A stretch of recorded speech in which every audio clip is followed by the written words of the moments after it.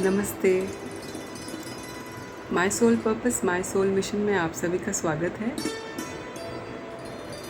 आज सबसे पहले मैं इस सेशन का चार्ज यूनिवर्स को देती हूँ और ग्रैटिट्यूड पे करती हूँ यूनिवर्स का कि मुझे ये सोल पर्पस करने को मिला, मेरी गुरु का कि मुझे उन्होंने मौका दिया सोल पर्पस करने का। आज मैं एक बहुत ही बारीकी का एक इशू जो हम सब में होता है, हम सभी डीएफ्स में होता है, पर हमें शायद ये समझ नहीं आता। मुझे भी समझ नहीं आया था जब मैंने ये जर्नी शुरू, तो हमारी बचपन से ही हो जाती है जर्नी, लेकिन जब मुझे पता चला था 2021 में, तब भी मुझे इस इशू के बारे में नहीं पता था। मैं फील करती थी, पर उस पर शायद मेरी सेल्फ अवेयरनेस की कमी थी कि मुझे ये पता नहीं चल पाया कि ये इशू मुझ में है, और ये इशू है फियर का इशू।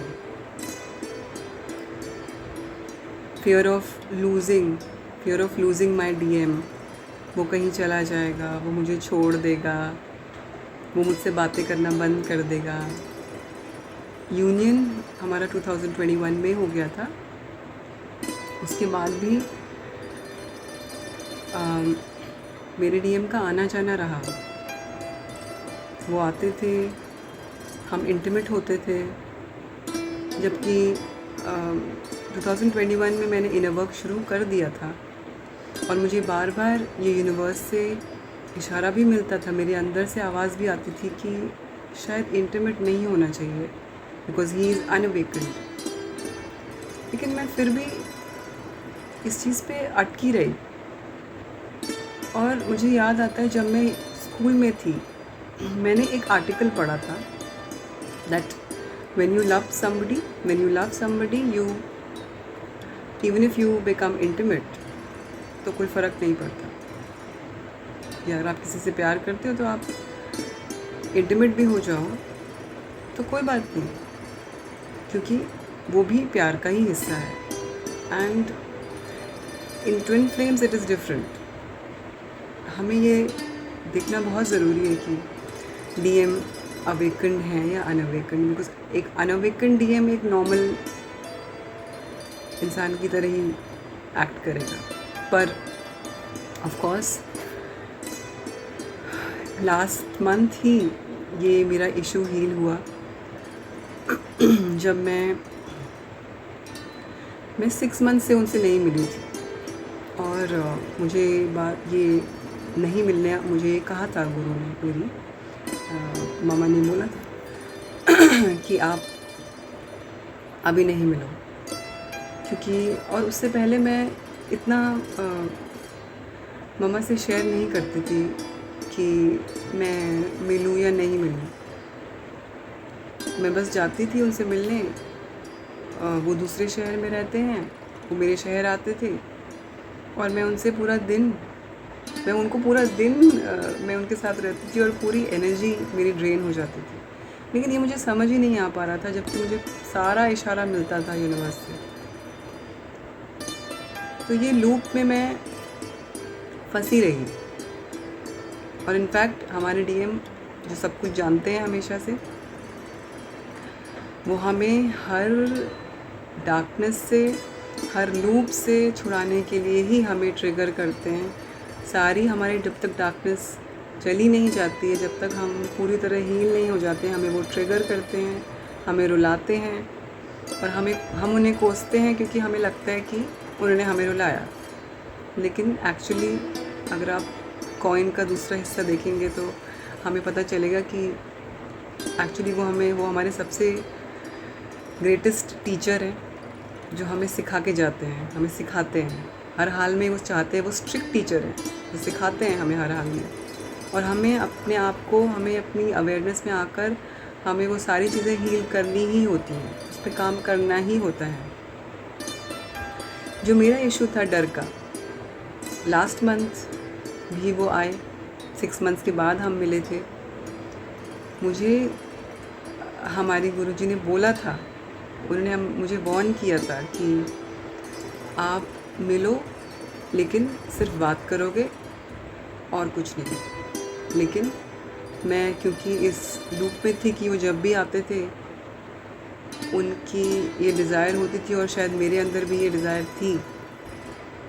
इस बार भी वो आए और मैं इंटीमेट हुई, बट इस टाइम पे क्योंकि मेरी एनर्जी एक ऐसे इतनी वाइब्रेशंस मेरी इतनी हाई हो चुकी थी और मेरी एनर्जी लेवल बहुत अच्छा था, वो सारा का सारा ड्रेन आउट हो गया। और मैं ये नहीं कहूँगी कि मैं बैक टू ज़ीरो हो गई थी, लेकिन मुझे मेरे अंदर से एक आवाज़ आई कि अब बस। क्योंकि एक लूप होता है जिसको हम, अगर इस लूप को सिर्फ मम्मा ने पहचाना है, इस लूप को सिर्फ हमारी गुरुजी ने ही पहचाना कि आप इस लूप में हो, आपको इससे बाहर आना है और आप अब ये गलती नहीं करोगे। मैंने उस चीज़ को अपने आप को अफर्मेशंस दिए कि I am out of it now, और अब दोबारा से कोई गलती नहीं होगी। I am going to win all the tests. और मैं हमेशा से अपने डीएम के बारे में पॉजिटिव रही हूँ। उन्होंने मुझे, हमें एक और चीज़ याद रखनी होती है कि जो शुरुआत में हमारे डीएम, जो हमारा बबल फेज़ होता है, और जब हमारा सो कॉल्ड सेपरेशन, ये सेपरेशन, बबल फेज़, ये जो 3D की सारी चीज़ें हैं, हमें इससे बाहर आना है। ना कभी यूनियन, ना कभी separation. Union, separation is nothing on this 3D। We are already united, we are one, we are one soul. ये मैं अपने आप को बार बार कहती थी, लेकिन क्योंकि मेरे अंदर भी टॉक्सिन्स थे जो निकलने थे, पिछले साल से लेकर इस साल तक, अगर मैं अभी तक बोलूँगी तो पिछले साल मेरे अंदर टॉक्सिन्स थे जो बाहर आने ही थे। ये लूप था जिसमें मैं फंसी हुई थी। और जब पिछले ही महीने मैंने जब ये दोबारा गलती करी कि वो आए और मेरी एनर्जी लेकर मुझे ड्रेन करके चले गए, तो मैंने कहा अब बस, अब बहुत हुआ। उसी वक्त मैंने ये अपने आप से बोला कि I am out of this 3D। मुझे पता है कि मेरे डीएम सिर्फ मेरे हैं और हम परमानेंटली यूनाइटेड हैं। कोई भी थर्ड पार्टी नहीं है, there is no third party. कोई हमारे बीच में नहीं आ सकता है। और मेरे डीएम ने मुझसे एक बात बहुत पहले बोली थी, बी रियल, बी रियल। तब मुझे ये बात समझ नहीं आती थी कि ये क्या बोल रहे हैं, बी रियल, बी रियल। फिर मैंने अब जाकर ये बात, जब लास्ट मंथ मेरे साथ ऐसा हुआ तो मैं सोचती थी कि ये इसका क्या मतलब है। लेकिन जब मैंने बहुत वीडियोस देखे थे कि तो रियलिटी क्या है हमारी रियलिटी यही है कि हम ऑलरेडी वन हैं, हम ऑलरेडी यूनाइटेड हैं। इसलिए मैं फटाफट से मैंने कहा ये 3D को तो छोड़ो, I am not in 3D। मैं कम्प्लीटली इससे बाहर आई जब मैंने ये बोला कि मैंने ये अफर्म किया अपने आप को, बार बार ये अफर्मेशंस दिए कि I am completely out of 3D, I am in 5D and I am in permanent union. I'm already one with my DM and nothing can take me away from him.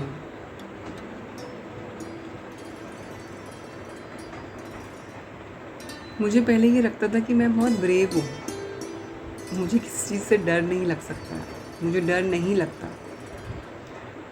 पर जब इसमें loop में थी तब मैंने अपने आप को अपने ऊपर फोकस किया। धीरे धीरे मुझे ये बात समझ आने लग गई कि इट इज़ एक्चुअली फियर। एक बहुत बारीक सा एक टॉक्सिन होता है जो हमें दिखता नहीं है। पहले हम सोचते हैं कि भाई हमने बंजी जंपिंग कर ली है, हमने ये सब स्काई डाइविंग कर ली है तो हम ब्रेव हैं। No, bravery is when you know yourself that you are in darkness, कि आप अंधकार में हो, लेकिन अब आपने उसका कंट्रोल ले लिया है, अपनी लाइफ का कंट्रोल अपने हाथ में ले लिया है और अब इससे बाहर आओगे। तो जैसे ही मैंने ये अपने आप को बोला कि Kavita, listen to me, you are permanently one, you are one soul. और मैंने ये लास्ट ईयर 11/11 पे अपने आप को कहा, I am permanently one, nothing and no one can ever come in between me and my DM because there is no place। एक आत्मा मतलब एक, उसके अंदर कोई जगह ही नहीं है किसी के आने की। तो ये बार बार मैंने घोंट के पी लिया ये बात। और अभी क्या हुआ, 1 महीने पहले जब ये मैं मिली थी अपने DM से, फिर से वो वापस से यही बोलने लगे कि हमारा आगे कुछ नहीं हो सकता। और मुझे फिर से वो चीज़, उस चीज़ ने मुझे याद दिलाया कि ये तो एक्चुअली मेरा डर था। जब मैं एक हूँ, जब मैं बाहर कहीं नहीं हूँ, it is just a physical body. Twin flame एक दूसरी बॉडी में है जिन्हें मैं देख रही हूँ बाहर, but that is just a reflection जो आप मिरर में देखते हैं, वो तो वही है। तो अगर मैं डरूंगी तो मेरी रिफ्लेक्शन में भी तो वही डर नज़र आएगा। And I completely came out of fear, क्योंकि मैं नहीं चाहती थी कि मेरी रिफ्लेक्शन में कहीं डर दिखे। सो आई टोल्ड माई सेल्फ, अब कोई डर नहीं है, we are permanently united, we are permanently one. शादी का टॉपिक से डर लगता था, उससे भी मैं बाहर आ गई। उससे बाहर मैं कैसे आई? उससे बाहर मैं आई जब मेरे DM चले गए, उन्होंने मुझसे उल्टी बातें कहनी शुरू करी और मैंने एक डेट बना ली, अपने माइंड में एक डेट लिख ली। We are already married, he is my husband. अपने माइंड को मैंने समझा लिया कि अब परमानेंट यूनियन जो हम समझते हैं कि परमानेंटली वन हो चुके हैं, शादी भी हो गई है। अब उस टॉपिक को लेके क्या फ़ायदा, जो चीज़ हो चुकी, जो टॉपिक हो चुका है, जो सब हो चुका है, जो परमानेंट यूनियन हो चुका है, उसके बारे में क्या डिस्कस करना है। तो वो फियर जो मेरे अंदर था वो गायब हो गया। तो हम अगर अपने दिमाग को अगर समझा लें कि ये चीज़ हो चुकी है, it's done, nothing else has to be discussed, कुछ और है ही नहीं डिस्कस करने को। तो मेरा ध्यान अब इन सब से हटकर मेरा ध्यान हो चुका है सोल पर्पस की ओर।